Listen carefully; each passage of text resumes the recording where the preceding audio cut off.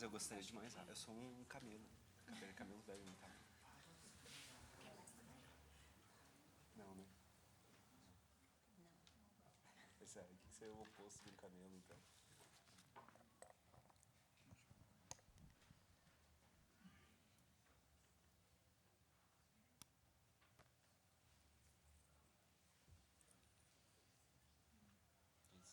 Sinistro.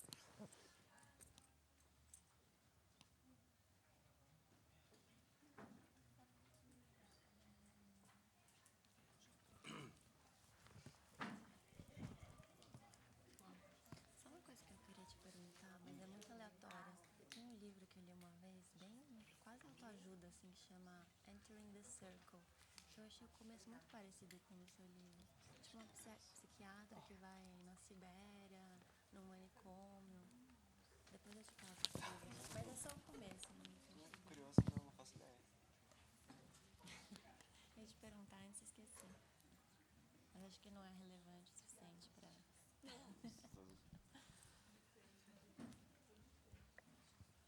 Olá, bem-vindas, bem-vindos, bem-vindes. Estamos aqui com o Antônio Cherchinesky, Samir Machado de Machado. Vou fazer uma breve apresentação deles para vocês. O Antônio é escritor e tradutor, autor de 7 livros, é isso? 4 romances e 3 de contos. Nossa, é uma boa pergunta, não sei dizer. 4 Eu romances, acho que 2 é de contos e umas coisas partes. 6 livros. Nossa, eu nunca te parei para pensar. Seus livros já foram traduzidos para o francês, para o espanhol, para o italiano e para o árabe. Você foi residente do International Writing Program na Universidade de Iowa, nos Estados Unidos, e da Fundação Jean Michalski, na Suíça, que é onde você escreveu seu último romance, Uma Tristeza Infinita, que, inclusive, venceu o Prêmio São Paulo de Literatura. Samir também é escritor e tradutor, ganhou o Jabuti de melhor romance de entretenimento com Corpos Secos, escrito com outros 3 autores, e o Jabuti de melhor publicação no exterior pela edição francesa de O Crime do Bom Nazista. Tupinilândia. Tupinilândia, perdão. O Crime do Bom Nazista é o seu último livro publicado.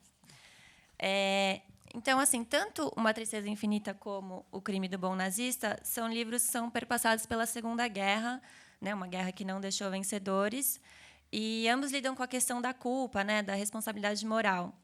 A gente pode dizer, então, que eles lidam também com uma possibilidade de redenção, de cura, até de felicidade, talvez, uma felicidade possível depois da tormenta. São livros mais otimistas nesse sentido ou mais pessimistas? Acho que Olá, boa tarde a todas e todos. Essa é a grande pergunta, né? Eu sempre digo para as pessoas, meu livro chama Uma Tristeza Infinita, mas ele é super feliz. E ninguém acredita, mas é verdade. Eu acho que ele tem... O livro do Samir, não. O livro do Samir é super divertido e ele é profundamente pessimista. O meu não é nada divertido e profundamente otimista.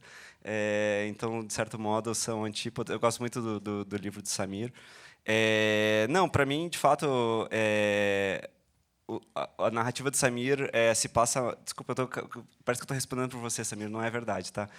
Mas o livro de Samir se passa quando o nazifascismo está em ascensão e o meu se passa depois. A questão da Europa que interessa para nós brasileiros, inevitavelmente, pós-Bolsonaro, guardadas devidíssimas proporções, é a questão da desnazificação, né? Você viu que, tipo, por exemplo, se você pesquisa a Segunda Guerra Mundial, você vai saber que Hitler teve um apoio popular gigantesco. Agora não vou lembrar as porcentagens, mas tipo, ele ganhou também no voto, não apenas através de sucessivos golpes e eliminando a oposição, mas também no voto popular. E depois que termina a guerra, você tem uma multidão de europeus, vai lá, alemães, austríacos, suíços, que é um país neutro, entre aspas, e eles vão continuar ali. Eles não foram exterminados durante a guerra e você vai ter que voltar a conviver com essas pessoas. Você vai ter que voltar a conviver com pessoas que declararam 5 anos antes que eram abertamente racistas, homofóbicas, xenófobas, o que você quiser. E essas pessoas vão estar... Você vai sentar no balcão da padaria para pedir um pão na chapa, a pessoa do seu lado era essa pessoa que, há pouco tempo atrás, apoiava um regime totalitário e assim por diante. E a grande pergunta é o que a gente faz diante disso. E o meu livro, eu acredito que tem algo bastante de otimista, porque ele é narrado do ponto de vista de profissionais da saúde mental, com todos os seus defeitos e com todos os vícios da época, e uma visão que hoje em dia não se aplica mais de psiquiatria. Mas, enfim, de que qualquer pessoa que trabalha com saúde mental, qualquer pessoa que trabalha com cultura, tem uma questão de responsabilidade, né?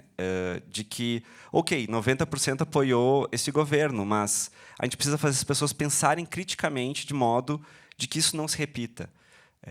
Na verdade, está tudo em Adorno, lá no Educação após Auschwitz. Tudo que a gente tem que fazer na vida é pensar que isso não pode se repetir. E constantemente se repete, né?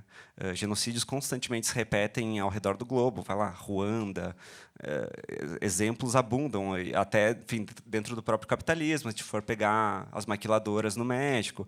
Enfim, tudo para dizer que há uma parcela de responsabilidade, você pode tentar fugir dela, mas, em algum momento, tem um acerto de contas inexorável.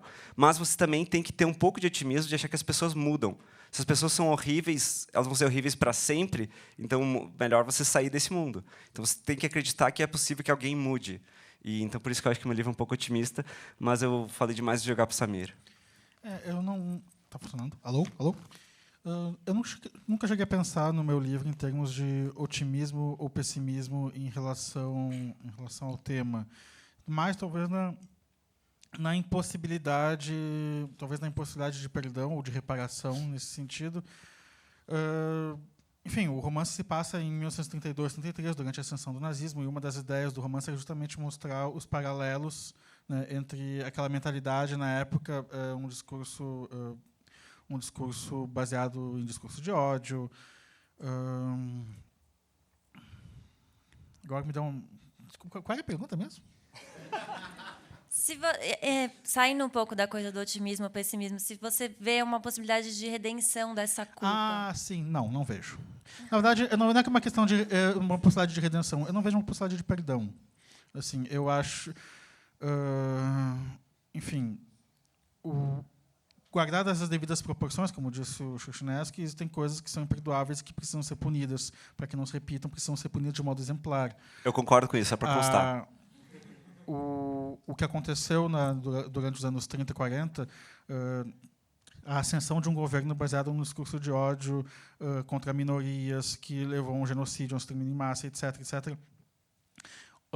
O que nós tivemos no Brasil nos últimos 4 anos, né, durante a pandemia, não podemos dizer que foi, digamos assim, um genocídio intencional, como no modo como nós vimos na Segunda Guerra, mas houve uma negligência intencional que levou a uma mortandade, né, de muito maior do que seria esperado na situação. Pelo menos uns 400 mil mortos dos 700 mil que morreram de Covid no Brasil morreram devido a atraso na vacinação. Eu tenho amigos pessoais que perderam pais, perderam tios, faltando poucos dias de serem vacinados. Se a vacinação tivesse atrasado, eles estariam vivos hoje. E o atraso nessa vacinação foi intencional. Ao que tudo indica, foi intencional da parte do governo. E essa intenção de deixar uma parte da população morrer, uma parte mais vulnerável, uma parte talvez considerada indesejável dentro da sociedade, na visão dessa elite, é uma coisa que conversa muito com o clima político da época. Eu vejo muitos paralelos em ambos os períodos históricos e, em ambos os casos, mesmo contando com um grande apoio popular, tanto no caso do nazismo quanto no caso do bolsonarismo, houve também um grande movimento de manipulação de massa com base em notícias falsas, e isso estou me referindo à Alemanha dos anos 30. Né? Os nazistas lá se organizando politicamente nos seus clubes de tiro, financiados por grandes empresários que acreditavam que os nazistas iriam ajudar eles a se livrarem de sindicatos, a manipulação uma população frustrada com uma crise econômica sendo manipulada emocionalmente a direcionar todo o ódio contra uma minoria, que no caso eram os judeus, também alimentada por uma paranoia anticomunista, que hoje em dia nem faz mais sentido, porque não existe uma ameaça comunista como poderia ter existido na época. Isso tudo são muitos paralelos que eu vejo e que era o que me interessava trabalhar literariamente. E, nesse sentido, nem me interessa muito assim a possibilidade de redenção, me interessa a possibilidade de punição mesmo. A gente não está no momento de falar em redenção ainda, a gente está no momento de investigar e punir. A gente precisa passar por Sim, o Brasil teve o maior partido nazista fora da Alemanha em número de filiados nos anos 30. quando a Alemanha nazista caiu, houve um processo curto, mas houve, de desnazificação da Alemanha. Não houve o mesmo no Brasil. É preciso lembrar que, quando os nazistas chegaram ao poder em 1932, eles fundiram a identidade nacional à identidade partidária. Ser alemão significava ser nazista. Esse é o motivo pelo qual, se a gente ver fotos da época, principalmente de eventos da comunidade alemã em Santa Catarina, no Rio Grande do Sul, nas embaixadas, nos clubes, né, a gente vai ver um monte de bandeiras nazistas, um monte de gente fazendo o Sieg Heil com o braço levantado, porque ser alemão significava ser nazista naquela época. Então, no momento que acaba a guerra, é preciso desnazificar a população alemã dessa mentalidade. Isso é uma coisa que, por diversos motivos, nunca aconteceu no Brasil, com a comunidade alemã nazificada naquela época. E isso é algo que a gente vê, algo que tem consequência até hoje, quase 100 anos depois.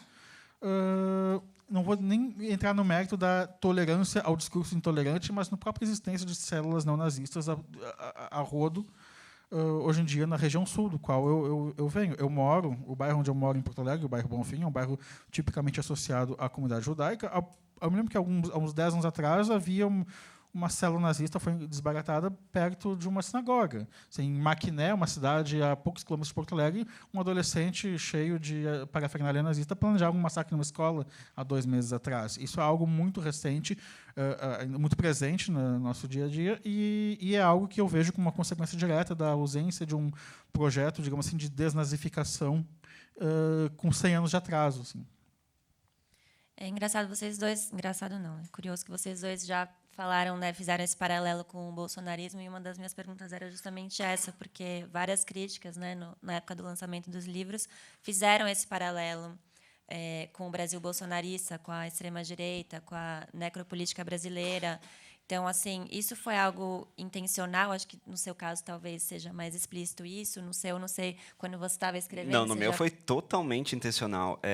Na verdade, quando você mencionou, eu tive uma residência artística na Suíça em 2017, e eu estava tentando escrever um livro que se passasse... Ninguém pensa, nossa, vou escrever uma história que se passa na Suíça. Nenhum brasileiro pensa, por livre e espontânea vontade, fazer uma história tão distante da nossa realidade, Suíça dos anos 50. E a minha história ia se passar no Brasil. E quando eu voltei para o Brasil e tudo aconteceu em 2018, etc., eu pensei, talvez falar do passado seja uma maneira muito mais interessante do que falar do presente. Eu sou muito ruim de falar as coisas diretamente. Na verdade, eu acho que a grande graça da literatura é falar as coisas sob o filtro da opacidade. Você nunca vai enxergar tudo transparentemente, você nunca vai falar diretamente das coisas. Você vai mostrar outras coisas, e o leitor some 2 mais 2 na sua cabeça, e espera-se que o leitor entenda onde você quis chegar ali, e talvez entenda outra coisa, mas, enfim, eu acho que olhar o passado é uma maneira de olhar o presente. Isso, claro, tem um filósofo judeu que eu pesquiso há muitos séculos, que é o Walter Benjamin, que ele argumenta justamente isso, né, que quando você olha para o passado, você não vê apenas uma história de derrotados, de fracassos, etc., mas você encontra também a força da resistência ali, a força da criatividade nesse passado. E eu quis muito também registrar isso. Assim. O meu protagonista é uma pessoa em crise, e em crise com uma omissão. Ele foi omisso, ele foi isentão, ele foi em cima do muro quando não poderia ser. E agora ele tem que lidar com a consequência e com a culpa disso, e tem que repensar, ok, eu fui essa outra pessoa no passado, quem eu quero ser no presente? Que é uma pergunta que serve para todos nós, não interessa se você é uma pessoa absolutamente coerente, eu acho que é uma pergunta que todos nós temos que fazer, o que a gente faz agora? Porque a gente está aqui agora. E nesse sentido, tem uma frase que eu menciono no livro, que é de outro filósofo que eu gosto muito, que é o Heschel, Abraham Joshua Heschel, que ele fala, nem todos somos culpados, mas todos somos responsáveis. Então, essa é uma ideia que permeia todo o livro. Tipo, ok, culpados, claro, são aquelas pessoas que, de fato, apoiaram o regime nazista, etc., etc., etc. E o resto? O resto também é responsável. E nós todos somos responsáveis. E mesmo se no passado a gente não agiu da melhor maneira possível, a gente ainda tem um dever com o mundo de agora tentar reparar o mínimo possível o mundo. Então, nesse sentido, seria algum otimismo, embora eu concorde com absolutamente tudo que o Samir falou 5 minutos atrás. No meu caso, quando eu estava escrevendo O Crime do Bom Nazista, traçar paralelos entre o bolsonarismo e o nazismo não era uma questão de ser ou não intencional. Não era uma questão de intencionalidade, era uma questão de inevitabilidade. Não fui eu criando paralelos entre o bolsonarismo e o nazismo. Foi o próprio bolsonarismo enquanto movimento político. Não fui eu que fiz o Ricardo Alvim, não, enfim, Roberto Alvim, imitar Goebbels num discurso, assim, não fui eu que fiz o governo federal escolher o trabalho, a união e a verdade libertará o Brasil, imitando o lema na entrada de Auschwitz. Não fui eu que fiz o Bolsonaro inventar que tinha um avô que lutou no exército de Hitler, quando o avô dele estava lá no interior de São Paulo escrevendo num jornal antirracista, por cima. Ele quis se associar, de alguma forma, a família dele ao nazismo, sabe? Na Alemanha, tu ter um antepassado que era nazista é uma vergonha, mas por algum motivo para membros do governo Bolsonaro isso é motivo de orgulho. Tem agora o caso desse tenista que nem me lembro o nome dele agora, mas eu vi recentemente a notícia que parecia se orgulhar do fato de que é descendente de um alto oficial nazista. Então, não é uma questão de intenção, é uma questão de ser inevitável. O nazismo e o bolsonarismo são movimentos análogos em intenções, no modo como se organizam politicamente. Os nazistas se organizavam em clubes de tiro, por exemplo. Às vésperas das eleições, eles saíam às ruas batendo em todo mundo que vestisse vermelho, acusando de serem comunistas.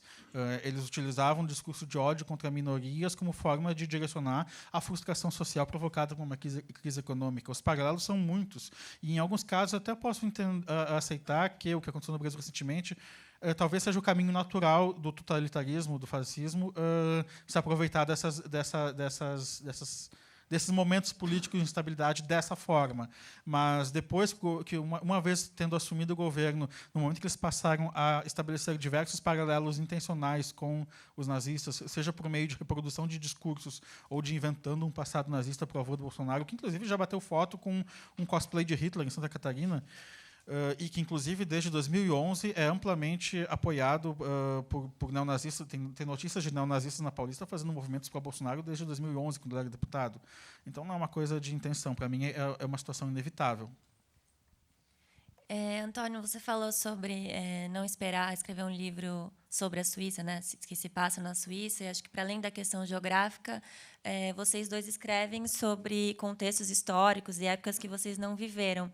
Como que vocês se conectaram com esses temas? Existe uma ligação pessoal ou familiar específica ou foi só uma afinidade natural? Eu não sei por que eu peguei para responder primeiro. Você quer responder primeiro, Samir? Não, enfim, na verdade, meu livro, a gente começou pelo fim, né? De certo modo, tem uma pulsão anterior para escrever o livro, que é o seguinte, que, de novo, eu acho que olhar o passado é uma boa maneira de olhar o presente. Eu tinha traduzido um livro para Todavia chamado 10 Drogas, que menciona, inclusive, a invenção da clorpromazina, que é o primeiro remédio psiquiátrico. É uma coisa que eu já sabia, mas que, traduzindo aquele livro, para mim ficou muito claro de que houve uma revolução e de que, a partir daquele momento, pessoas com doenças mentais podiam ser tratadas quimicamente. Isso, para mim, estava em algum cantinho obscuro da minha cabeça. Daí, eu passando pelas bancas de revista, e eu passo muito na frente da banca do Osmar, sempre tem alguma revista tipo, super interessante, dizendo epidemia de ansiedade no Brasil, epidemia de depressão no Brasil. Como se, sei lá, eu espirrei e a Marília pegou depressão. E eu achava isso muito esquisito, né? Esse vocabulário, a ideia de que você vai tratar que depressão e ansiedade, dessas enfermidades mentais, são algo como um vírus que se passa e que você trata tomando um remédio. E eu pensei, quando é que aconteceu essa virada? Essa virada aconteceu em 53, quando descobriram a clorpromazina. E o que aconteceu em 53 também? Nesse mesmo lugar, na França, que há pouco tempo atrás estava ocupada, a desnazificação. E como é que estavam as pessoas? As pessoas estavam se recuperando do trauma nazifascista, civis e soldados. E aí eu comecei a investigar, assim, porque é um assunto que me interessa demais, demais, demais, demais. E hoje em dia está mais vivo do que estava nos anos 50. A ideia de que, tipo, remédios antidepressivos funcionam, ansiolíticos funcionam, ninguém vai discutir isso. É cientificamente comprovado que funciona, mas você vai ler a bula de uma venlafaxina, ele vai dizer: não conhecemos completamente o mecanismo de funcionamento deste remédio. Então, como é que pode um sofrimento psíquico ser curado por um remédio? Qual é o limite entre um desequilíbrio hormonal no seu cérebro e qual é o limite entre a sua experiência de vida? Porque me parece bastante óbvio que alguém que passou pelo nazifascismo desenvolva depressão. E me parece bastante óbvio que, vivendo no Brasil dos anos 2020, você está vivendo um cancelamento do futuro. Sei lá, imagina... já somos homens de meia idade, né, Samir? Mas os jovens, sei lá, a pessoa acabou de se graduar em letras no ano de 2020. Que futuro? A pessoa pensa, puxa, lascou, vou fazer um concurso público, vou aprender a programar, o X. Porque parece que houve um grande cancelamento do futuro nacional. E daí a pessoa pensa, nossa, eu estou deprimido, deve ser um desequilíbrio hormonal. Não, aí que tá. A saúde mental tem muitas... Claro, remédios funcionam, são ótimos, não é um discurso antimedicamentoso de modo algum. Ele salva a vida de milhares de pessoas, milhões. Mas a ideia de que, gente, saúde mental também é uma questão social, é uma questão política e uma questão coletiva. E eu quis justamente retratar o momento que isso se tornou uma questão. E o momento é quando surgiu a primeira droga realmente eficaz, que é a clorpromazina para psicóticos. Qual é a pergunta mesmo? Como que você se conectou a esse tema especificamente, né, não tendo vivido essa época? E também queria saber, Samir, como que você equilibrou a necessidade de precisão histórica com a sua liberdade de criação artística? Eu estou acostumado a escrever romances históricos. Eu gosto, digamos assim, de me projetar no passado e me imaginar nessas outras temporalidades, que é sempre um processo interessante de autodescoberta do presente. Todo romance histórico, bem ou mal, ele se refere muito mais ao tempo presente em que ele é escrito do que ao passado que ele descreve. E eu tenho essa visão de que, no caso específico da história do Brasil, nós vivemos presos, historicamente, numa rodinha de hamster que gira, mas nunca sai do lugar. Então, questões como o nazismo, por exemplo, ainda são pertinentes até hoje por uma série de problemas que não foram resolvidos. No caso específico do Crime do Bom Nazista, eu vinha traduzi vários romances da Agatha Christie para HarperCollins. Surgiu um convite para escrever um conto para um projeto que ainda nem foi publicado ainda, mas, como sempre acontece comigo, os meus textos começam a ficar um pouco grandes demais, que ele já ia para 60 páginas, não era mais um conto. Então, comecei a desenvolver como romance. E eu não tinha parado para pensar ainda, mas eu estava comentando ontem de noite com a Micheline Verunski que assim, ainda é cedo, eu acho, talvez, para tratar diretamente na literatura do trauma, não sei se só do bolsonarismo, mas também da pandemia. E, de certa forma, a ficção e a ficção histórica, essa projeção no passado, me permite trabalhar esses temas de uma forma mais terapêutica. Assim. Afinal de contas, eu estou lidando com pessoas isoladas dentro de um ambiente fechado e cercadas de nazistas. Então, foi minha forma talvez, de lidar com o tema. E, claro, daí o resto é pesquisa histórica, é o que eu já estou acostumado a fazer. Eu tenho uma ideia de um enredo, eu começo a pesquisar quais são as limitações que a época me coloca nos meus personagens de acordo com costumes, as limitações de espaço, o período histórico específico que eu precisava pegar para que houvessem voos regulares do Zeppelin ao Brasil, etc. É bastante rotineiro para mim assim, construir romances históricos. Mas eu só começo a escrever um romance quando eu sei mais ou menos como ele termina, quando eu tenho uma noção clara do final. Daí é aí que eu tenho o ponto de partida. Então, agora nem sei se eu respondi a pergunta. Respondi? Eu sou o oposto, né, Samir? Se eu sei o final, eu não prefiro não escrever. Sim, inclusive eu lembro de ler uma primeira versão do Crise Infinita que não tinha nada a ver com... Sim. Tinha até um acelerador de partículas na história. Mas, bom, a mulher foi trabalhar no CERN, né? Mas, sim, enfim, é verdade. Mas o que eu ia dizer é que, não sei você, Samir, mas eu falsifiquei algumas datas para funcionar. Porque eu pensava que tudo coincidisse entre 52 e 53. As coisas não foram tão rápidas, vai lá. O medicamento não é sintetizado tão rapidamente, não chegou até tal lugar. Um filme do Kurosawa passando em Genebra logo depois. Eu fiz algumas gambiarras, mas eu não digo que eu escrevo romance histórico, eu digo que eu escrevo falsificações. Você é o romance histórico. Não, mas todo romance histórico falsifica um pouco a história, no sentido de que existe uma percepção geral daquele período histórico condensada naquele período de tempo. o Alexandre Dumas, quando escreve Os Três Mosqueteiros, Conde de Monte Cristo, tem vários eventos históricos de vários anos condensados em curtos períodos. No meu caso, não precisei alterar muita coisa nesse sentido. Tem só, sei lá, tem um momento em que alguém cita que leu O Assassinato Expresso do Oriente, da Agatha Christie, mas o livro foi publicado um ano depois. Sabe? Teve um momento específico só que eu tive que fazer uma alteração para fazer uma adequação histórica, porque eu encontrei a lista de passageiros do Zeppelin exatamente na data em que se passa uma história e estava Getúlio Vargas entre os passageiros. Eu pensei, não, se eu botar Getúlio nesse romance, vai virar outro romance totalmente diferente, não tem espaço para Getúlio nessa história. Então eu mudei a data para um mês depois. Por sorte, eu tinha encontrado a tabela de horários do Zeppelin, então isso ajudou. Mas talvez eu nem precisasse, eu poderia deixar ali pronto, sabe? É uma ficção, então não.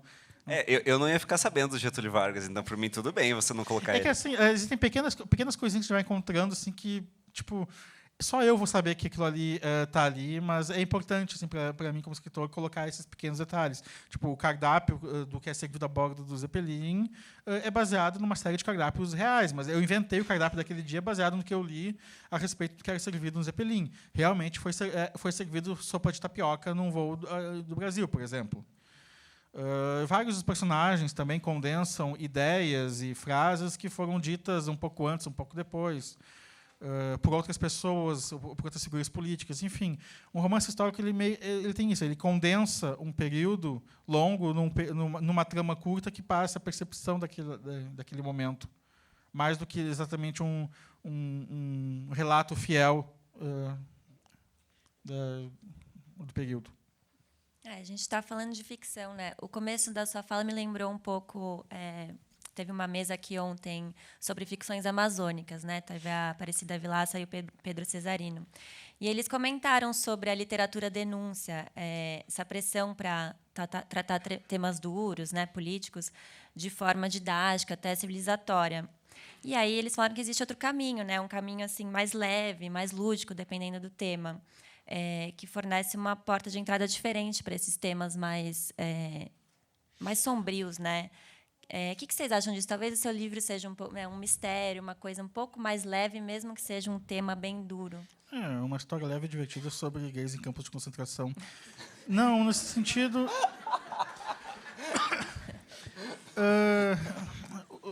repetindo uma frase que uma vez o Daniel Pelizari falou, Deus me livre escrever um livro urgente, no sentido de que existem temas que eu sinto a necessidade de falar, eu sinto a necessidade de falar na literatura, mas não quero escrever uma reportagem, um ensaio, eu quero escrever uma ficção. Então, eu preciso encontrar um enredo que trabalhe esses temas.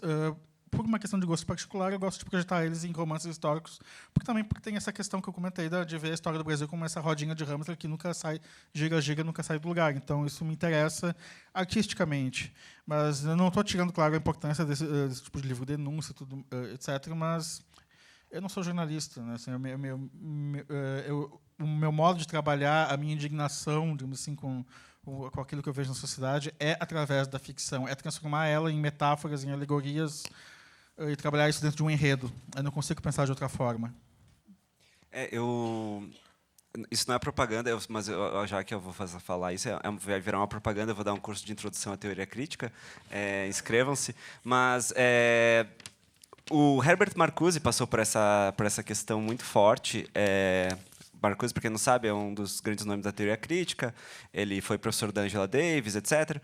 E tinha muito uma pressão. Será que a escrita de esquerda ela precisa ser didática e direta ao ponto e urgente, como você usou mesmo essa palavra? Claro, o Marcuse usa outras palavras, vai. Mas ele escreveu essa resposta num livro chamado Dimensão Estética, que ele se pergunta muito sobre isso. E ele pergunta assim, tipo... a literatura é capaz de mudar o mundo? E ele diz não, enfim, atinge um número muito limitado de pessoas. Um livro, e aqui no Brasil, ainda mais radicalmente do que, enfim, naquela época. Mas a literatura não muda o mundo, mas ela pode mudar a cabeça das pessoas que mudam o mundo. E, nesse sentido, a literatura, a sua forma estética, também tem potência. Isso está desde... Vamos retroceder também, daí apontado pelo próprio Marcuse. O livro favorito do Engels, o coautor do Manifesto Comunista, o autor favorito dele era Balzac, um autor que sabemos que é de direita. Por quê? Porque ele dizia, se você quiser aprender como o dinheiro corrompe o ser humano, leia Balzac. Ele é de direita, ele está achando que está de boas. Mas, se você é de esquerda, você deve ler Balzac. Tá, eu estou usando palavras, estou sendo meio professor de cursinho para resumir essa situação. O Marcuse vai olhar isso e ele vai dizer isso, tipo, olha, não é necessariamente a opinião do autor o que ele quis dizer de uma maneira absolutamente didática. Joyce, Ulisses de Joyce, tem muito mais potencial revolucionário do que um panfleto, em muitos sentidos, porque ele abre novas formas de consciência. Então, ele vai argumentar que justamente isso, a literatura tem essa dimensão estética de possibilidade, e a possibilidade vai contra, justamente, a colonização do capitalismo, que vai reduzindo e vai transformando tudo na mesma coisa, vai pasteurizando. Então, para ele, tipo, essa questão de escrever um livro urgente, direto ao ponto, besteira. Seja Joyce. Bom, é o argumento do Marcuse que eu gosto de roubar para mim, porque meus livros nunca tratam diretamente da coisa que eu quero tratar. Enfim, eu tive que voltar para uma Suíça, onde eu passei um mês, dos anos 50, onde eu com certeza não vivi, para conseguir escrever sobre coisas muito próximas da minha vida. Curiosamente, eu acho que os meus tratam de forma bastante direta das coisas que eu quero tratar, mas eu sempre busco fazer isso através de uma... Como tu disse, talvez tu chamou o livro de leve e divertido, né? Mas, realmente, eu acredito que o romance de entretenimento ele pode ser muito mais político até do que a literatura mais urgente e engajada em vários aspectos, porque a literatura de entretenimento, de modo geral, ela não... Ela está focada no enredo, ela está focada, de certa forma, na diversão, entre aspas. Ela não está preocupada tanto em questionar valores ou desconstruir elementos, mas sim em afirmar e construir esses valores. E, por causa disso, ela acaba se tornando muito mais potente em termos políticos, porque no momento que tu tem uma história em que tu maniqueisticamente divide os personagens entre heróis e vilões, entre mocinhos e bandidos, tu está impondo uma tabela de valores morais ao leitor, pressupondo que o leitor compartilha esses valores. Tu está impondo esses valores ao leitor. Tu não está abrindo isso para discussão. E isso é uma forma bem mais potente, talvez, de... Muitas vezes a literatura de entretenimento se torna muito mais potente politicamente do que a literatura mais engajada, porque ela impõe esses valores socialmente através do discurso do livro. E talvez esse seja um dos problemas da falta de uma literatura de entretenimento de modo geral, assim, de uma literatura de entretenimento no Brasil, quando tu pensa que, tipo, os livros de entretenimento mais vendidos são livros de literatura estrangeira, geralmente de autores americanos ou ingleses, que são enredos calcados em valores culturais de outras culturas.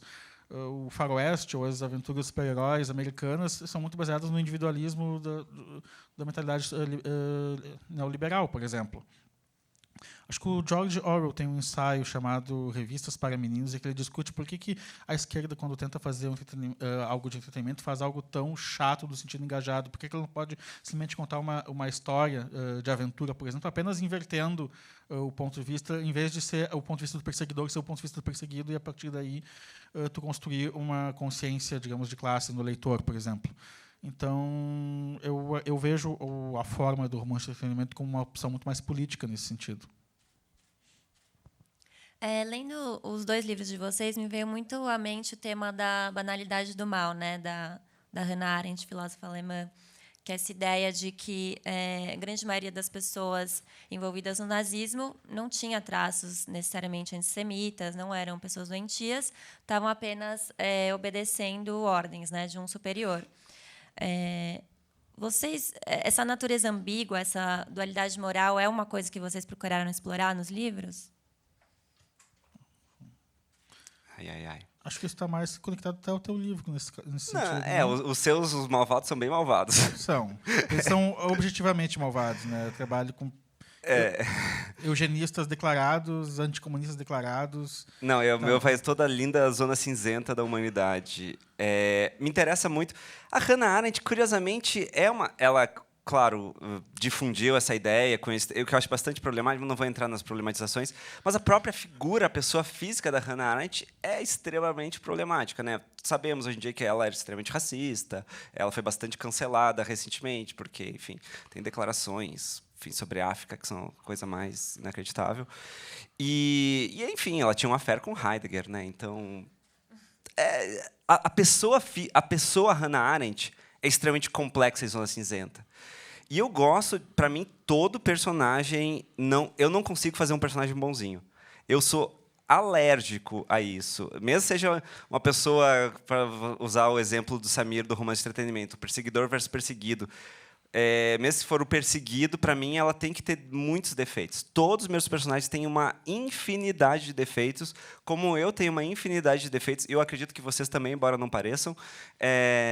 E eu acho que a graça é isso. Eu estava vendo, vale muito a pena assistir. Eu só vi metade, gente, mas espero que a segunda metade seja boa. A entrevista do Jonathan Franzen no Roda Viva. E ele fala justamente disso, tipo, poxa, a graça é que tipo não interessa se você não interessa só a etnia, etc. Você vai reconhecer que naqueles seres humanos profundamente problemáticos você consegue ter alguma empatia pelos problemas delas. Eu acho que isso é muito interessante. Eu, pessoalmente, tenho uma grande queda pelo personagem do covarde. Desde que eu li, acho que talvez o Lord Jim, do Conrad. Eu adoro personagens que não têm coragem de agir da maneira correta. E esses, enfim, eu me interesso muito por isso e para mim a grande graça é isso. E dificultaria talvez um romance de entretenimento que talvez precise mais de mocinhos e vilões do que o meu romance entretido, Samir, vai. Eu não digo necessariamente mocinhos e vilões, mas embora muitas histórias, inclusive as minhas, tenham assim, mocinhos e vilões, mas digamos personagens do qual é possível ter empatia e personagens do qual não é mais possível ter empatia. Talvez essa seja a definição ideal nesse tipo de enredo. E existem personagens do qual, e eu trabalho isso no meu livro, eu simplesmente não consigo ter empatia, não importa o quanto humanos eles sejam, porque eu sei que por trás das ideias deles existe uma intenção destruidora que eu acho absolutamente irracional e anticivilizatória, do qual eu não vejo perdão possível, por exemplo. Então... Não, eu também, tipo, para pegar bem o exemplo do meu livro, há um protagonista que spoiler. Ao final descobrimos que trabalhava na Aliança Seguros, que todo mundo sabe construir os campos de concentração, e isso não é um segredo, gente, está no site deles, não vou ser processado. E ele é essa figura que o leitor foi acompanhando sem saber, e a revelação pro protagonista é tão forte quanto a revelação para o leitor. E aí tudo muda, e tudo ganha um outro sentido. Mas você estava convivendo com aquela pessoa até um segundo atrás. E eu acho que isso é uma coisa que a gente tem que ter em mente. A gente continua convivendo com as pessoas detestáveis do livro do Samir. Se você vai na padaria sentar e pedir um pão na chapa, talvez o chapeiro seja essa pessoa. Talvez a pessoa sentada ao seu lado com o Rolex seja essa pessoa. Teve um livro recente, inclusive, acho que foi tu que editou, né? Aquele O Passageiro do... Sim, foi eu que editei. Como é que é o nome do autor? Enfim. Só porque eu estou com o microfone na mão, eu esqueci o nome. É um livro que Boschwitz. É um livro que saiu pela TBA. Enfim, eu me lembro de um capítulo muito específico em que ele está tentando... Um personagem judeu, enfim, no ano em que eles estavam sendo enviados para campos de concentração, ele está tentando fugir, ele encontra uma vizinha, e ela tem uma fala no sentido, sim, é muito triste isso que está acontecendo com vocês judeus, mas você deveria entender que é necessário para a nação, etc. Ou seja, uma disposição, você tem que entender que o seu sacrifício é muito importante para nós. Mas, tipo, é isso que eu me refiro como uma... São personagens... Enfim, é uma personagem que não é maniqueisticamente má, assim, ela não é má de uma forma caricata, mas é uma postura social que eu vejo como irrecuperável e incapaz de empatia por um personagem assim, por exemplo. O seu livro, na verdade, ele causa um mal-estar, né? Os personagens são tão... Eles causam um mal-estar, talvez, porque muito daquilo que os personagens conversam à mesa é talvez o que muita gente ouça hoje em dia conversando à mesa. Eu costumo brincar que todo mundo tem um parente mais antigo que já soltou coisas à mesa de jantar do tipo, mas os judeus exageram um pouco, né? Mas os nazistas fizeram os autobanos. Ou esse discurso tipo, tentando justificar o injustificável.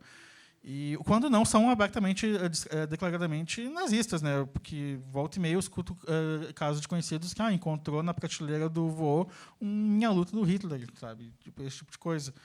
Então, o mal-estar dali talvez seja o quanto aquilo ali talvez esteja presente no discurso cotidiano nosso também. E o seu livro, logo de início, ele já causa uma estranheza por causa do título, né? Uma contradição moral aí. Não sei se dá para falar do que é um bom nazista sem dar spoiler. Não dá para falar do que é o bom nazista do título sem dar spoiler, mas digamos assim, o título original do livro era só O Bom Nazista. E houve uma conversa bastante sincera com o pessoal do marketing, meu editor que está ali. A gente estava discutindo que, olha, será que uma pessoa no ônibus lendo esse livro não vai se sentir um pouco desconfortável no livro O Bom Nazista? Será que alguém não vai achar que é, sei lá, um manual de boas maneiras para nazistas? Será que alguém vai ligar para a livraria e dizer: oi, bom dia, vocês têm o Bom Nazista na loja? Sabe? Esse tipo de coisa. Então, a gente acrescentou o crime do Bom Nazista, mas, obviamente, existe um desconforto no título, porque assim, existe o Bom Nazista. E no momento que meu livro está preocupado em traçar um paralelo e mostrar como o nazismo e o bolsonarismo são movimentos políticos análogos. Se não existe um bom nazista, existe um bom bolsonarista, ou existe um nazista moderado, existe um bolsonarista moderado, e essa é a minha visão política e que eu coloco no livro, eu não vejo o bolsonarismo como um movimento compatível com uma sociedade democrática. E a minha visão é que é algo que precisa ser erradicado do campo político, assim como o nazismo, porque é um movimento político baseado como é que eu vou dizer, num discurso supremacista que prega a eliminação de indesejáveis como forma de, enfim, de alcançar, sei lá, o que eles pretendem alcançarem. Então, o mal-estar do título é intencional no momento que tu chega no final do livro, tu entende os paralelos que estão sendo traçados, sabe? Se não existe um bom nazista, será que é possível falar num bom bolsonarismo, um bolsonarismo moderado? Enfim, é possível tolerar o intolerante nesse sentido?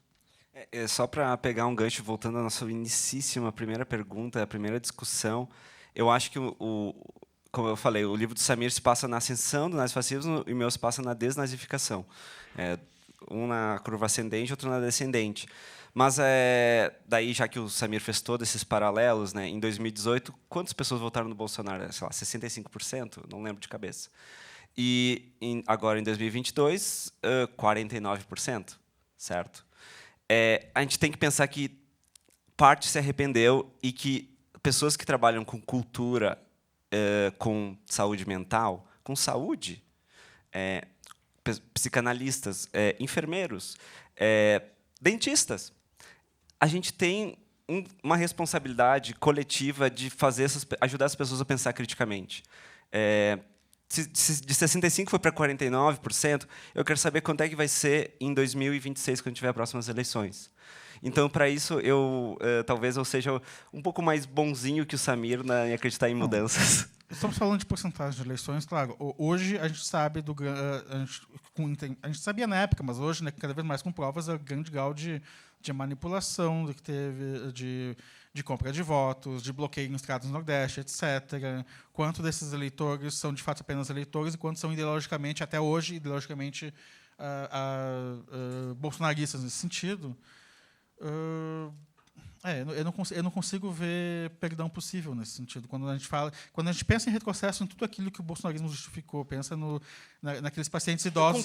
Eu concordo com você, Samir. Sim, eu sei. A minha pergunta é o e agora? E agora? Olha, na Alemanha nazista, logo depois do fim da guerra, o que eles fizeram? Eles botaram cartazes nas ruas, assim, com as fotos, né, dos corpos de campo de concentração. Educação. E uma frase enorme dizendo: de quem é a culpa disso? Tu chegava perto e ele dizia: a culpa é de você, alemão, que permitiu isso. Eu não vejo... não cabe a mim, eu sou só um escritor de ficção, gente, eu escrevo histórias. Não cabe a mim propor políticas para isso, porque a minha única vontade é apontar o dedo e dizer: tu foi responsável por isso, como tu justifica ter chegado a isso, como tu justifica aquelas pessoas idosas naquele hospital, que eu esqueci o nome agora, sofrendo em tratamento basicamente eugenista enfim... Mas enfim, uma das primeiras coisas que os nazistas fizeram assim que assumiram o poder foi baixar leis para eliminar deficientes mentais e idosos de hospitais, porque isso era bom para a previdência social, por exemplo. E a gente esquece que logo no começo da pandemia passou despercebido notícias em que tinha equipe econômica do governo comemorando o grande número de idosos morrendo de Covid, porque isso era bom para a previdência. Sabe? Eu não consigo estabelecer essa ponte. Não acho que cabe a mim, que eu só escrevo histórias, não cabe a mim construir essa ponte ou pensar nela. O que eu quero é eu não sei se é possível uma reparação, mas eu acredito que é necessário uma punição no primeiro momento. A gente nem chegou ainda na fase da punição para poder falar em perdão ou reparação, sabe? Concordo, Samir. Bom, desviando um pouco o assunto para o campo da linguagem, eu vou pedir licença para ler uma passagem aqui do livro do Antônio. É o seguinte: o paciente usou a mesma metáfora que todos os que se livraram da obrigação de sustentar por anos uma mentira utilizavam. Parecia ter tirado um peso imenso dos ombros. Nicholas não sabia o que vinha primeiro, a sensação de alívio ou esse lugar comum da linguagem. A linguagem moldava nossas relações psíquicas e podia até mesmo limitá-las, pensou. Acho que isso provoca uma discussão interessante, assim, quase um ovo ao galinha semântico, linguístico. Vocês acham que a linguagem tem esse poder de moldar ou de limitar as nossas reações psíquicas? Isso aí eu fiz pensando muito numa coisa bem específica, né? Tipo, o meu livro ele não usa a palavra depressão, ele usa a palavra melancolia. Por um simples fato, não tinha ainda saído o DSM, que é o Manual de Diagnóstico. Então, várias doenças eram agrupadas no guarda-chuva da melancolia. Assim como as mulheres que sofriam de transtornos dissociativos, etc., recebiam o nome de histéricas, que hoje em dia, obviamente, caiu em desuso, a gente sabe por quê, etc. De certo modo, o nome marca. Isso é um assunto que me interessa muito, né? Os limites do mundo são os limites da linguagem. A ideia de que a linguagem também molda o mundo e que, sei lá, obviamente, eu e o Samir, ao criarmos ficção, de certo modo, temos um trabalho de micro-formiguinha moldando o mundo, moldando a linguagem, né? E dando nome às coisas ou não dando nome, enfim, nessa partilha do sensível. Isso, para mim, sempre me interessou. Isso é uma coisa que está desde... Enfim, vai lá. Isso é uma questão bíblica absoluta, né? Se você vai pensar... não tem nada mais importante no livro de Gênesis do que nomear.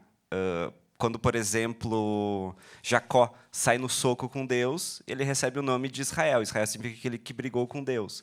E daí, isso aí já muda tudo. O povo vai se chamar povo que está saindo no soco com Deus. Essas coisas, sim, me interessam muito, porque quando você nomeia algo, tudo muda. A maneira como você enxerga aquilo muda. Então, quando... Logo no segundo capítulo, ele enxerga aquela paciente com as unhas todas carcomidas e diz, uma histérica. Ele não está enxergando a paciente, ela está enxergando uma palavra, um diagnóstico e toda uma bagagem histórica que se concentra numa só palavra. Nomear é dominar, é colonizar, é reduzir. Então, também o trabalho da ficção é ver o que está, é escavar, né? É ver o que está por trás da linguagem. Essa frase que você falou, nomear é dominar, colonizar, é engraçado que ontem teve uma mesa do Antônio Bispo dos Santos, um pensador quilombola, ele falou exatamente isso. Ele comparou como você domina um boi, você muda a alimentação, você faz ele pensar que ele depende de você, e a partir do momento que você nomeia, você domina, que é exatamente o processo da colonização, né? Então, acho que é um paralelo interessante. Qual é a pergunta? Não, nenhuma. Antônio, seu livro tem como pano de fundo essa discussão sobre o eletrochoque, né, o desenvolvimento das primeiras drogas contra a depressão, enfim, a melancolia e outras doenças psíquicas. Passadas algumas décadas, muita coisa mudou. Assim, não sei se você acompanha essa discussão. Eu sou paciente. Acho que no fim do livro você dedica, né, aos seus terapeutas. Por exemplo, o uso de substâncias psicoativas, né, psicodélicos, no tratamento da ansiedade e depressão, é uma coisa que ficou décadas parado por causa de um preconceito, um tabu, e agora é uma coisa que está começando a ser retomado. Então, isso é uma coisa que você acompanha? Não, eu acompanho super, porque eu sou uma cobaia da medicina ocidental. E, enfim, fui salvo por ela. Eletrochoque, na verdade, tem uma má reputação. Ela é uma coisa muito, muito interessante. Agora mudou de nome, agora é ECT, e você faz Você é anestesiado antes e acorda, seu cérebro já tomou o choquinho. Mas o que me interessa bastante, eu leio bastante sobre isso, claro, dentro do que eu consigo ler, traduzido pelo New York Times, né, divulgação científica. O que eu consigo ler é que o mistério continua. Por que dá um choque na cabeça, nas têmporas de alguém, cura a depressão? Não sabemos, mas aperfeiçoamos a maneira de dar esse choque. E a mesma coisa, vai lá, um antidepressivo de primeira geração, o inibidor de esqueci, com, sei lá, esses novíssimos, venlafaxina em diante. É um salto, você tem menos efeitos colaterais. Ninguém entende o que está fazendo. Tem mais serotonina e noradrenalina no seu cérebro. Isso a gente entende. Aparentemente, isso é muito importante, porque a gente fez um teste com 300 mil pessoas, com peer-reviewed. Tá certo, funciona. Por quê? Porque, na verdade, as questões neurológicas sempre esbarram no limite que a gente ainda não conseguiu resolver, que é a limite mente e corpo, né? O quanto das nossas emoções é algo orgânico e quanto das nossas emoções é algo que, tipo, eu estou triste porque eu lembrei que eu tropecei ontem. Sei lá. Desculpa, foi um péssimo exemplo. Mas chorar, você chora. Por que seu duto lacrimal está produzindo lágrimas? Por que seu cérebro mandou isso? É uma reação física, uma emoção. Mas cadê o limite entre emoção e coisa? Por que algumas pessoas choram mais que as outras? Essas pessoas sentem mais que as outras? Não. E justamente como a gente não consegue resolver isso, é interessante para a ficção. Tudo isso que você não resolve. E, claro, na verdade, todos os meus livros são sobre o mesmo assunto, né? O que significa estar vivo e não morto. Eu estou vivo. E aí, por que eu acordei no corpo Antônio em 1984? Por que eu não acordei no corpo do Samir? Seria curioso esse filme, de repente 30, sei lá. Enfim, eu acordei nesse corpo, lamentavelmente, não tem muito o que fazer com isso, podia ser um pouco melhor, mas é o que temos. E é nessa época. E o mistério da existência, o avanço neurológico mais absurdo, não vai responder. E a gente tem essa dúvida. E a única resposta para essa dúvida é uma resposta cultural, artística ou religiosa. O meu caminho é o artístico. Acho que, para além dos avanços tecnológicos, a própria discussão sobre saúde mental é uma coisa que avançou muito nos últimos anos, né? Agora a gente fala mais abertamente sobre isso. Todo mundo conhece alguém que sofre de depressão ou que toma algum ansiolítico. Você acha que isso acontece porque a gente é uma geração mais ansiosa, mais deprimida, ou a gente sempre foi e só está falando mais disso agora? Eu acho que está falando mais disso agora e também a gente quer balas mágicas, né? A gente quer resolver o problema. Se você tem que fazer uma apresentação, você está muito nervoso para aquela apresentação, você vai tomar um benzodiazepine com um Rivotril frontal e fazer a apresentação perfeitamente. E, de certo modo, as pessoas falam disso. Então, a gente também vai lidando, porque a questão também muito que também meu livro tangencia esse assunto é a questão da produtividade, né? O importante é que eu, Antônio, posso sofrer de transtornos psiquiátricos bastante severos, mas eu estou produtivo, eu apareço para trabalhar no Itaim, eu trabalho, eu funciono como pai, como marido, como funcionário. Tem uma questão de fazer a pessoa ser funcional. Você não resolve o problema de fundo, mas ela é funcional. E, de certo modo, é uma questão capitalista também isso, né? E veja bem, eu não estou atacando os medicamentos. Eles salvam a vida de milhões de pessoas e, com certeza, salvaram a minha vida. Mas a gente tem que pensar criticamente sobre eles. A gente não pode simplesmente aceitar que, sei lá, 20% da população vai tomar antidepressivos. Cara, isso não é aceitável. Há algo de fundo por aí e não é apenas individual, não é apenas um trauma individual porque o meu papai fez não sei o que quando era pequeno. Não, é um trauma coletivo. E cadê isso? Como que a gente desvenda isso? E também, de novo, material para literatura, né? Acho que o seu livro pega um pouco isso ao falar de Freud, né? Ao contestar um pouco essa ideia de Freud. E os livros de vocês têm bastante intertextualidade, né? Algumas mais explícitas, outras não. Quais influências literárias e, enfim, intelectuais se manifestaram na escrita desses livros? Acho que Agatha Christie talvez seja uma bem óbvia no seu. Agatha Christie é a referência mais inicial e o romance, na verdade, ele usa uma estrutura híbrida, né? Metade dele é um romance da Agatha Christie e, no final, tem um grande flashback ao passado, que é uma estrutura que eu roubei do Conan Doyle, que ele usa no Signo dos Quatro, no Vale do Medo, no Estudo em Vermelho. Mas isso em termos de ficção policial. Em outros aspectos, eu fui muito influenciado por alguns livros e filmes sobre o período, como tem um livrinho chamado O Templo, de Stephen Spengler, em que, enfim, ele esteve um inglês homossexual que esteve na Alemanha durante os anos 20 e 30, viu a ascensão do nazismo. Tem um livrinho chamado A Ordem do Dia, do Eric Vuillard, enfim, eu não sei pronunciar, esse aí. Maravilhoso, o livro também foi muita inspiração para mim. Que trata justamente dos empresários alemães que financiaram o nazismo sob a promessa de que cada um poderia se tornar um Führer dentro da sua fábrica e eliminar os sindicatos. Né, empresas como Allianz, Mercedes-Benz, ThyssenKrupp, enfim. Eu sempre lembro disso quando eu entro num elevador, eu sempre lembro. Está na luta entre os elevadores ThyssenKrupp e os elevadores Schindler. Quando eu passo na frente do estádio do Palmeiras. Sim. Enfim, e filmes como Cabaré, os livros do Michael Chabon também é um escritor que me interessa muito. As Incríveis Aventuras de Cavaleiro Clay trabalha um pouco com isso na forma de um romance de entretenimento. É outro gênero, mas enfim, tem ideias semelhantes ali sobre a ideia da culpa do sobrevivente também, que me interessava trabalhar um pouco. Enfim, cada livro que eu escrevo parece que é a soma de tudo que eu li até o momento. Então, mas esses foram as principais referências. Para mim foi muito, muito, muito claro que quem leu sabe. A tese sobre o conceito de história do Walter Benjamin. É realmente a maior influência de todas. O Benjamin é um texto de 4 páginas, mas sobre o qual dá para se escrever 70 mil páginas, né? Mas um dos argumentos dele, ele está escrevendo, fugindo do nazismo, em 1940, e ele diz: as pessoas ficam chocadas com o nazismo. Para que ficar chocado com o nazismo? Não tem nada de produtivo em ficar chocado. Isso aí sempre aconteceu na história. Ele só se repete. Teve logo antes com a escravidão, teve logo antes com o imperialismo, com as colônias na África. Enfim, a história da humanidade é uma história da repetição dessa... Claro, ele vai usar termos místicos, né? Ele vai, enfim, da mística judaica, mas ele vai argumentar do anticristo, etc. Enfim, ele vai justamente dizer: não adianta nada você ficar chocado. O que a gente tem que entender é que a nossa noção de história ela está calada, que na verdade a norma é o totalitarismo e que o estado de exceção é a fuga disso, e a gente tem que criar o estado de exceção.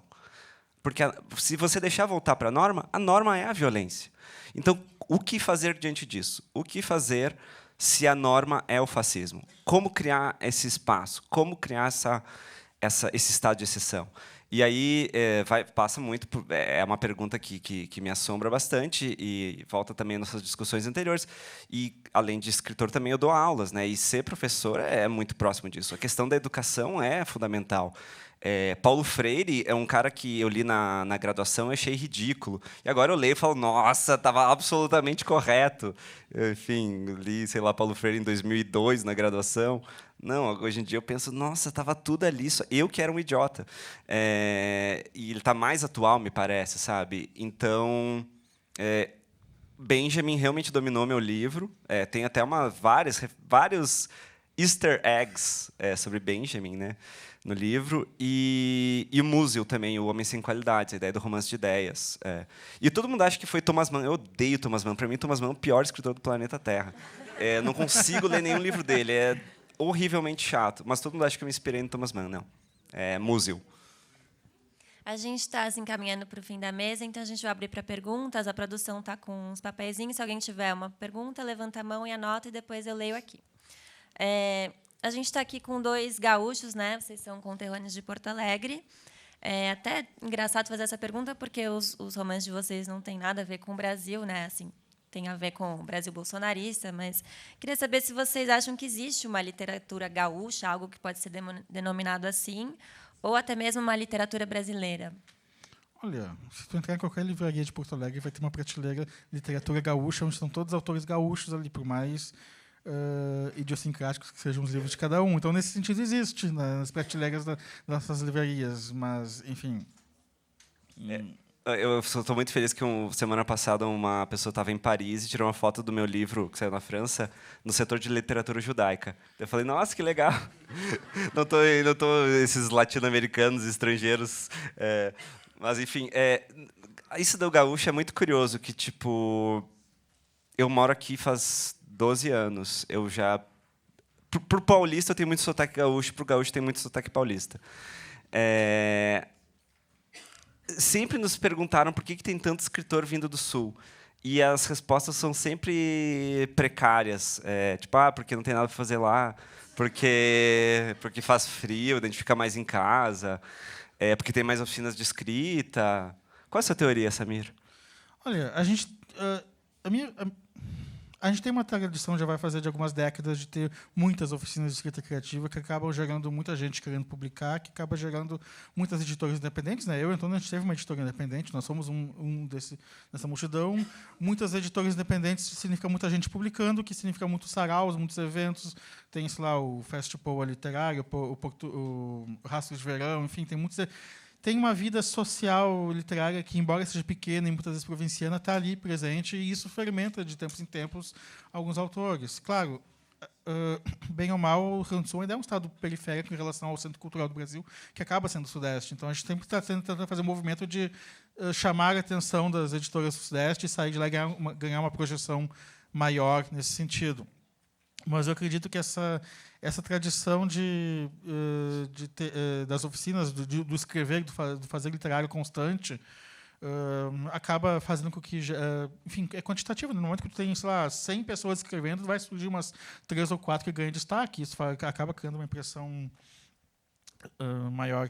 Sempre que venha autores de outros estados para Porto Alegre, eu gosto de convidar para tomar um café. Enfim, por algum motivo que eu não sei dizer até hoje, vários dos meus amigos escritores, todos moramos no mesmo bairro ali ao redor, né? O Tobias Carvalho, o Galera, mora 2, 3 quadras abaixo de mim e tal. E, enfim, eles sempre... E quando isso acontece, os autores sempre comentam, lá na minha cidade, alguém me falou que em Salvador não tem assim, um lugar onde...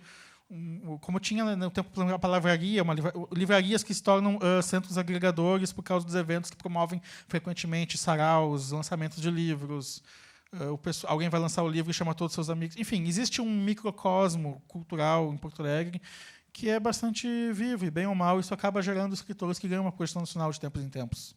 É muito curioso, né, que não foi mencionado, mas eu e Samir, a gente criou uma editora independente no Sul há 16 anos atrás. 16 anos atrás. Pois é, o Hail to the Thief do Radiohead saiu há 20 anos. E eu lembro de ter feito a pré-venda na Livraria Cultura, que tinha fila. Enfim, somos homens de meia idade, Samir. Temos nossas doenças crônicas e nossas neuroses. Mas 16 anos atrás a gente criou uma editora independente porque não existia nenhuma editora independente em Porto Alegre. E hoje, tipo, aqui na feira, tem aquelas bancadas, sei lá, 40 editoras independentes, eu não conheço metade. E deve ter muita coisa boa ali rolando. E, claro, às vezes até é difícil peneirar o que é bom no meio de tantas publicações. Para não dizer que não tinha nenhuma editora, tinha algumas antes, né? Livros do Mal. Não, mas fechou. Quando a gente abriu, não havia nenhuma editora independente em atividade no Rio Grande do Sul nem em Santa Catarina. Aqui, em muitos casos, também são projetos de curta duração intencionalmente. A nossa intenção era criar uma editora para publicar nossos amigos, a Carol Ben-Simon, o próprio Chinesco publicou, quem mais? A Julia Dantas publicou, tal, justamente para dar divulgação para que esses autores depois encontrassem editoras com mais suporte, porque, né, Deus o livre, outra vez eu ter que ficar correndo atrás de livraria para saber quantos eles venderam, ter que ficar guardando caixas de livro na entrada do meu apartamento, nunca mais. Não, eu tinha... Editora independente, para quem não é do Sudeste, ter uma editora independente, às vezes é o único caminho que tu tem de ter um trabalho de portfólio assim, literário para mostrar, isso aqui é o que eu escrevo, isso aqui é o que eu produzo. Não, é muito curioso que eu tinha um Palio 96 vermelho na época, chamado Cerejão, e eu enchia ele de caixa de livro no porta-malas, eu ficava dirigindo, indo para as livrarias, dizendo, olá, eu sou escritor. E era uma coisa muito que, tipo, hoje em dia, a gente, quando alguém vem aqui na feira, quer conhecer meu trabalho, eu sempre fico com pena porque eu já fui esse cara. E eu fico com pena, não, fico com paixão também, porque também tem uma força de vontade que eu não tenho mais. Se eu tivesse que me vender, nossa, eu estaria lascado, não venderia 5 livros. Enfim, eu sou muito grato ao departamento de marketing, porque eu sou terrível me vendendo. Mas a gente tinha que fazer isso, até porque também não tinha rede social na época, né? Tinha Orkut começando. Então, era Orkut e levar a caixa de livro no Cerejão. E justamente por a gente ter esse microcosmo tão efervescente, acaba tendo, tipo... É um aspecto até meio provinciano, digamos assim. Os jornais locais acabam dando bastante destaque para os autores locais, em detrimento de autores nacionais. Tem prêmios, como prêmios açorianos, que é exclusivamente para quem é de Porto Alegre, ou publicou em Porto Alegre, ou nasceu em Porto Alegre. Enfim, isso acaba gerando... Eu acho que é um microcosmo voltado justamente para lançar autores na esperança de que, né, editoras maiores pesquem eles depois. Ao menos na época, não sei se ainda é hoje, porque eu não tenho mais uma editora independente, graças a Deus, me parecia ser um movimento natural. Tipo, o caminho mais natural de tentar se tornar escritor era se juntar, né, com outras pessoas que escreviam e tentar criar alguma coisa, algum evento, livro, coletânea, etc. Você está em São Paulo há quantos anos? 12. Você pegou essa geração dos escritores do Mersa ou não? Não. Ah. Eu fui na mercearia, acho que, sei lá, 5 vezes na minha vida. Então tá bom. Você comentou dessa coisa, dessa hegemonia do Sudeste, né? A gente está vivendo agora o fenômeno Itamar Vieira Júnior, que é um escritor baiano. Vocês acompanham a produção contemporânea? Sim. Inclusive, o Itamar que é publicado com a editora do Sudeste também, né? Todavia, que nós temos grandes... Eu não sei, tem grandes editoras fora do eixo Rio-São Paulo, assim, em termos de... Eu não saberia dizer agora, de cabeça. A Inê é mineira, só para primeiro exemplo que vem de cabeça. Bem, a LPM teoricamente gaúcha, embora tenha passado parte do Operação para São Paulo. Mas aí também está uma questão não literária que a gente está discutindo. Mas sim, acompanho, sim, gosto bastante. Ainda não li o Salvar o Fogo, mas gosto bastante de Torturado. Eu também gosto bastante de Torturado. Não li o novo, mas o que eu ia dizer? Eu acompanho muito a produção contemporânea, mas eu não acompanho nem 1/1000 do que parece que eu deveria acompanhar, porque, enfim, tá de fato tendo... Tá mais fácil publicar um livro, isso é muito bom. Eu acho só que para os novos escritores é muito mais difícil talvez se destacar no meio do ruído branco. Como não se perder no ruído branco ainda é uma dificuldade muito maior para quem está começando agora do que para a gente que é tiozão. Não sei. Porque, justamente, todo mundo tem as mesmas ferramentas. Elas podem se autopublicar e pode divulgar seu livro no Instagram, no TikTok, sei lá. E aí, como é que você vai se destacar dos outros 70 escritores saindo pela mesma microeditora? A gente não sofria tanto disso. E agora, de certo modo, é mais difícil. Vou começar a ler as perguntas aqui. Essa é para o Antônio. Hoje se faz tudo pela saúde mental. Academia, viagem, comer salada, meditar, passear com o cachorro. A busca por tanta saúde mental pode ser ruim para a saúde mental? Pergunta do Marcos Candialo. Adoro perguntas zero literárias, são as minhas favoritas. Eu lembro uma vez, na França, eu estava falando com uma turma de alunos em Bordeaux, e daí eles perguntaram no final, você é feliz? Eu falei, cacete, essa é a pergunta mais difícil que eu já vi na minha vida. Não, de fato, eu não acho isso de que pode voltar contra. Eu acho bom, na verdade, que todo mundo procure soluções não medicamentos. De novo, eu não estou demonizando medicamentos, mas que tentem procurar soluções não medicamentosas. Para mim, que sofro de ansiedade muito severa, correr ajuda muito. E na sinagoga ajuda muito. Descubram os seus. Talvez você goste de, sei lá, transportar uma melancia no seu pescoço de 70 quilos e que isso te faz feliz por sei lá qual motivo. Whatever works, man. Então, sei lá, se salada te ajuda, come salada. Enfim, a gente tem que encontrar força de algum lugar. E, podendo evitar benzodiazepínicos, eu realmente recomendo, porque a perda de memória é horrível. Então, sei lá, eu não lembro do meu 2019. Então, sei lá.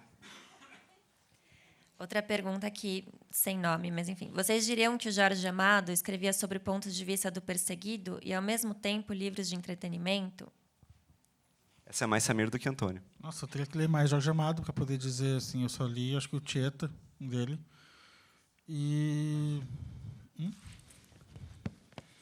Nossa, eu não me sinto qualificado para responder essa pergunta. Não sei se eu conheço tanto assim, a obra do Jorge Amado para poder dizer. Eu acho o Jorge Amado um monstro do estilo, tipo, um monstro. Pouca gente fala isso, porque ele vai muito catalogado que nem tipo, um autor, um dos meus autores favoritos, que é o James Baldwin. Todo mundo sempre fala, o ativismo, James Baldwin, é claro, muito importante. Mas é um monstro do estilo, um dos melhores escritores do século XX. E eu acho que o Jorge Amado... E o Jorge Amado também, eu acho, tipo, as frases dele são absurdas. Não tem um clichê. É tudo que a gente gostaria de ensinar nos cursos de escrita criativa, é escrever que nem o Jorge Amado. Então, eu acho até esquisito, tipo, sim, é super acessível, é entretenimento e, no entanto, é insanamente bem escrito. Então, não sei se respondi também. Antônio, sua relação com a filosofia e sociologia é bem presente no discurso, mas, apesar de uma judeidade presente, você não menciona muito Freud, por exemplo. Qual a sua relação com a psicanálise? Nossa, fortíssima. Eu li muito Freud. Freud também acho um cara que escreve muito, muito, muito bem. E, claro, tem muitos problemas e está muito datado, mas eu sou uma pessoa que deitou no divã há uns 15 anos, então a psicanálise tá para mim também como paciente. Mas eu não leio muito, eu não acompanho mais tanto. Essa é a verdade, sabe? Mais de uma vez tentei ler Lacan. Tenho testemunhas, tentei ler Como Ler Lacan, do Zizek. Tentei ler Lacan, uma biografia intelectual do, sei lá, Cesarotto, não lembro quem foi. Gente, eu tentei ler Guia para o Guia de Entender Lacan e eu não entendi. Tentei ler Winnicott, achei chatíssimo. Então eu meio que parei de acompanhar. Mas o Freud dos textos sociais são muito bons, o Mostrando a Civilização. Eu acho O Futuro de uma Ilusão um dos textos mais equivocados do mundo e mais interessantes também. Eu gosto bastante de Freud. Eu acho, na verdade, que a prática psicanalítica é maravilhosa. A minha analista, curiosamente, ela sempre diz que eu daria... Que eu seria muito bom em duas coisas. Já que eu sempre penso, tipo, nossa, minha vida é um fracasso, eu devo mudar totalmente de carreira. Claro, agora eu não penso mais isso. Mas, enfim, até pouco tempo atrás pensava isso, e ela sempre dizia que eu daria um ótimo analista, um ótimo rabino, eu só precisava escolher. Daí eu falei, acho que analista dá mais dinheiro. Mas, enfim, eu teria que ler Lacan. Eu teria que entender Lacan e não sei se ia dar certo. Enfim. Pegando carona nessa sua resposta, uma pergunta. Já aconteceu com vocês alguém perguntar, fora pesquisar e escrever, qual a profissão de vocês? A cultura que ser escritor é algo abstrato e não produtivo e transformador. Como é que é a segunda parte da pergunta? A cultura que ser escritor é algo abstrato e não produtivo e transformador. Bom, ser escritor não paga as contas, mas, enfim, vamos partir daí. Todo mundo tem um emprego, a não ser que você seja herdeiro. Eu trabalho com coisas que não escrevi a minha vida toda. Eu escrevo de madrugada, fim de semana. Samir, quer falar sobre isso? Eu escondo isso, eu falo baixinho, mas minha formação original é em publicidade e propaganda. Mas isso só porque, enfim, escrever histórias é algo que eu faço. É a única atividade que eu fiz de forma contínua desde que eu tenho 8 anos. Sim, e quando eu tinha, sei lá, quando eu estava para entrar na faculdade, eu gostava muito de desenhar, gostava muito de contar histórias. Então, não tinha faculdade de design, não tinha escrita criativa, mas, né, em que lugar um bom mentiroso trabalha bem na publicidade? Mas já faz algum tempo que eu me dou o luxo, digamos assim, de viver só de literatura, o que não significa viver da escrita, mas, né, de vários elementos do meio literário que incluem traduções, resenhas, cachês de eventos, como esse aqui. Enfim, é um microcosmo de funções remuneradas, outras nem tanto, que, enfim, vão... É meio precário, mas, né, enfim, eu escolhi a vida de artista, fazer o quê? Mas eu acho que, desculpa, Samir, uma diferença de raiz entre eu e você é que eu tenho filho e você não, então os gastos aumentam um pouco. Isso é verdade. E esse modelo de vida mais flexível, de freela, que eu mantive também por, sei lá, uns 6 anos da minha vida, vai se tornando impraticável com filhos. E na cidade de São Paulo, que é a cidade mais cara do planeta.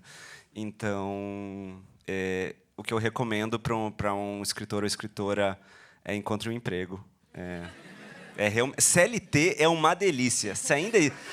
Aproveita enquanto ainda existe e, nossa, aquele VR, o plano de saúde. Gente, plano de saúde. Eu tenho plano de saúde para minha família inteira. É uma das maiores alegrias da minha vida. Tem uma tirinha da Laerte que eu nunca me esqueço, que eram 2 passarinhos, um na gaiola e um que vem voando e chega no parapeito. E o passarinho da gaiola fala pro passarinho que está voando, diz, nossa, deve ser bom poder voar por aí livre, leve e solto. E o passarinho voando, mas ter alpiste na gaiola todo dia tem seu valor. É exatamente isso. Eu gosto muito do meu alpiste. Saber que o meu filho tem um plano de saúde me dá uma tranquilidade. Antônio, como você vê o papel das redes digitais nesse trauma coletivo que parece ser a fonte dos distúrbios mentais contemporâneos? Gente, é só pedrada, hein? Pô, esse assunto me interessa muito. Muito. Olha, eu fui almoçar com o meu médico, Felipe Melo, que está ali, é meu hematologista. Eu sempre trago ele comigo.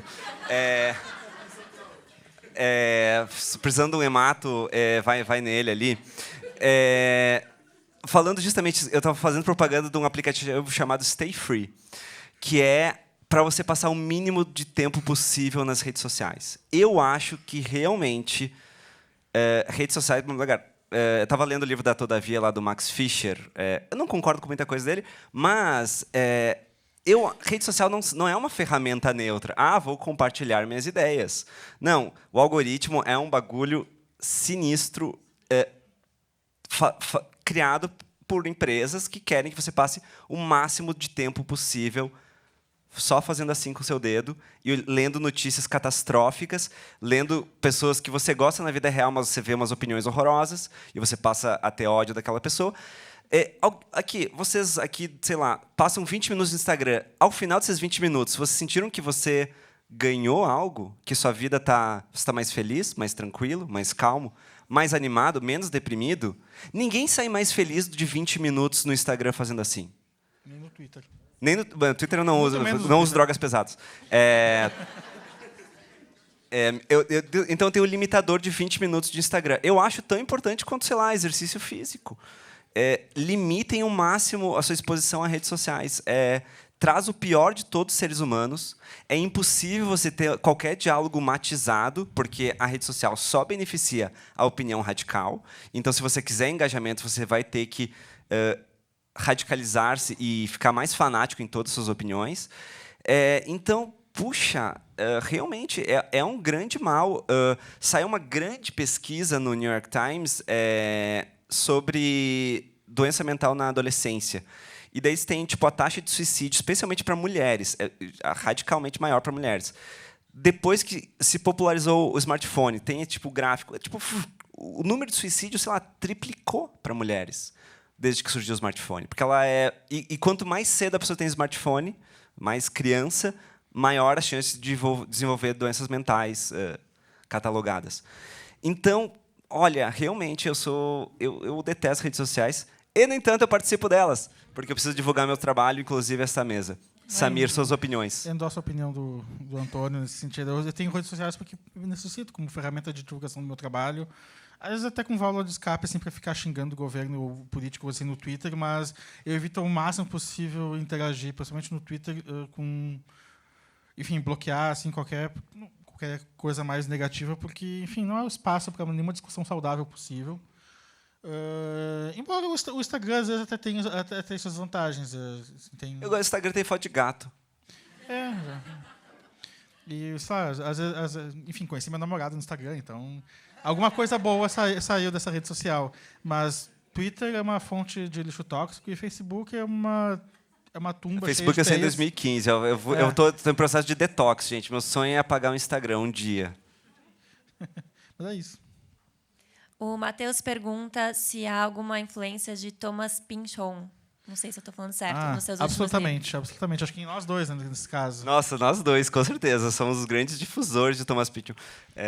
Samir, fala primeiro. Tô muito agrado. Pynchon me ensinou a como pensar a linguagem literária pós-moderna, basicamente. Eu sempre me lembro de uma passagem no Mason Dixon que, em 1700 e sei lá quando, 60 e pico, os personagens entram numa taverna no interior dos Estados Unidos colonial e tem uma comunidade judaica que recebe eles fazendo o sinal do Vida Longa e Próspera do Star Trek, sabe? Esse tipo de piadinha, mas também o modo como... não sei... Só para constar, a benção dos Kohanim é feita assim, tá? Mas, enfim... O quê? Realmente a referência... essa é a benção dos Kohanim, mas, enfim... Enfim, estou com especialista nesse caso. Mas não só isso, claro, em termos de easter egg, de piadinhas, mas o modo como ele... Eu não sei como explicar, assim, o modo como ele dobra a linguagem, basicamente. Principalmente o Mason Dixon talvez tenha sido o livro que mais me influenciou, porque eu escrevo muitos romances ambientados no período colonial. O modo como ele recria a linguagem e, ao mesmo tempo, tu vê que é uma artificialidade consciente, sabe? Ele está dizendo para o leitor que ele vai te enganar e tu ainda assim se deixa enganar pelo truque. Enfim, o Antônio talvez saiba explicar melhor, porque ele certamente leu mais Pynchon do que eu. Não, eu só precisei dar aula, depois precisei ler muito obsessivamente sobre Pynchon. Não, claro, Pynchon moldou muito a minha vida. E eu participei eu recomendo escutar um podcast que tem eu e o Paulo Henriques Brito, que é o tradutor do Pynchon, na Companhia. Procurem aí. Só jogar Paulo Henriques Brito, Companhia, Pynchon, podcast, sei lá. Enfim, Que eu estava descrevendo o arco-íris da gravidade, na época eu estava dando curso sobre o arco-íris da gravidade, daí eu comecei a falar e parecia que eu estava falando do meu livro. Eu falava, não, ele retorna para esse período na Segunda Guerra para pensar em todas as tecnologias daquela época, inclusive aquelas que não deram certo e que eram pistas falsas.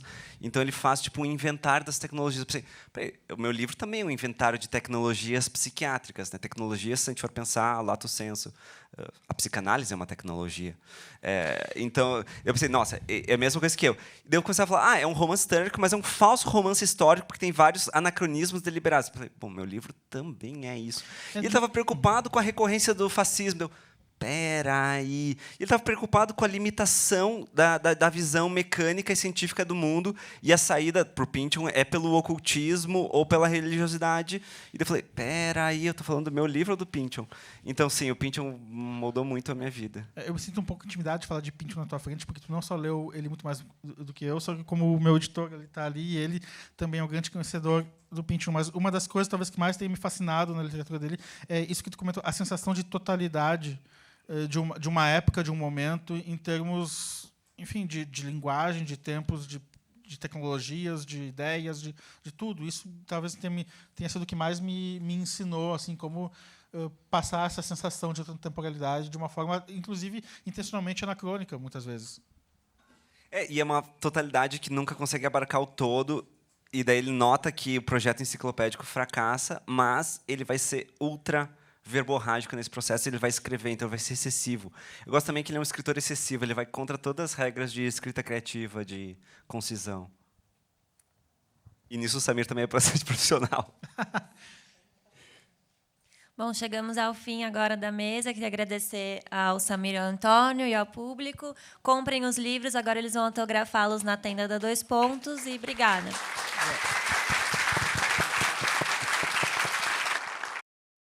Pessoal.